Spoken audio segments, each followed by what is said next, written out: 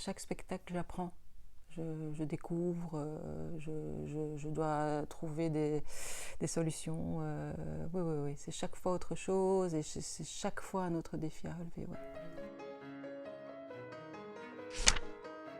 C'est toujours en concertation avec, ici, en l'occurrence, le metteur en scène, Emmanuel de Koning. Donc on en a parlé avant et puis il me laisse une grande plage quand même de manœuvre et de liberté, ce qui est très gai. Parce que ce sont des couleurs symboliques, parce que ça se mettait bien dans le propos et dans la dramaturgie, parce que ce sont mes 3 couleurs fétiches, et Manu aussi. Pour le coup, là, on est sur la même longueur d'onde. Et que vraiment, on amenait en fait ce côté obscur, et puis de plus en plus, pour arriver à la fin avec un tableau qui est beaucoup plus engagé au niveau couleur, dans quelque chose de plus festif, et aussi de plus profond et sanguinaire. Alors, pour Lucrèce Borgia, je me suis inspirée de l'époque et après, je l'ai revisité à la sauce plus contemporaine pour essayer d'avoir une mixité entre les deux. Et donc, voilà, avec plutôt contemporain, mais avec des références historiques, quoi. C'est un exercice de style que j'aime beaucoup. C'est pas facile, mais j'aime beaucoup faire ça.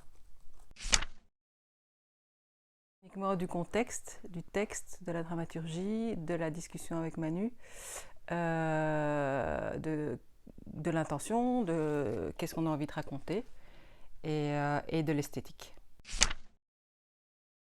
Il faut que ce soit hyper solide parce que ça joue plusieurs fois et parfois il y a des tournées. Donc voilà, il faut que ce soit facile à mettre et à enlever quand il y a des changements rapides. Il faut qu'il y ait des astuces parfois parce qu'il y a des changements très rapides.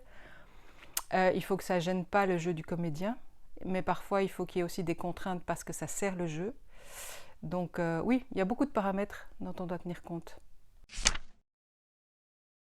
Au niveau de la dramaturgie, il fallait qu'il y ait une espèce d'écho entre Lucrèce et le double de Lucrèce. Et en même temps, il fallait qu'on garde une certaine ambiguïté. Et en plus de ça, ça évoque aussi le carnaval vénitien de l'époque. Bah, c'est toujours beaucoup d'émotions quand même, mais après, la première fois, il y a l'émotion qui se mêle à quelque chose de l'ordre de la perfection, où je check vraiment, je passe au scanner tout. Donc voilà, c'est un mélange de ça, et puis après je lâche, je viens revoir le spectacle après, et a posteriori, et généralement, là, voilà, j'ai la récompense. J'aime pas le jaune. C'est très personnel. Mais sinon, j'aime bien travailler dans des camailleux. J'aime bien travailler dans des palettes assez limitées, mais de chercher dans les profondeurs. S'il n'y a pas d'équipe, s'il n'y a pas d'esprit d'équipe, il n'y a pas de spectacle.